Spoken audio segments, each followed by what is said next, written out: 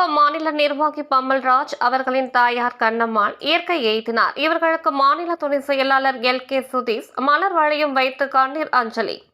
தேமுதிக செங்கல்பட்டு மாவட்டத்துக்கு உட்பட்ட அனகாபுத்தூர் நூலகம் அருகில் மாநில இளைஞரணி துணை செயலாளர் பம்மல்ராஜ் அவர்களின் தாயார் கண்ணம்மாள் அவர்களின் மறைவுக்கு மாநில துணை செயலாளர் LK சுதீஷ் அவர்கள் மற்றும் செங்கல்பட்டு மாவட்ட செயலாளர் அனகை முருகேசன், மாநில துணை செயலாளர் பார்த்தசாரதி, மாநில இளைஞரணி செயலாளர் கு. நல்ல தம்பி, மாணவரணி துணை செயலாளர் பாலசுந்தர், திருப்பதி தலைமை கழக பேச்சாளர் தம்பி முருகன், குன்றத்தூர் ஒன்றிய செயலாளர் கங்காதர பாண்டியன், அனகை பகுதி, பம்மல் பகுதி மற்றும் செங்கல்பட்டு மாவட்டத்துக்கு உட்பட்ட அனைத்து நிர்வாகிகள், மகளிர் அணியினர் மலர் வளையம் வைத்து கண்ணீர் அஞ்சலி செலுத்தப்பட்டது.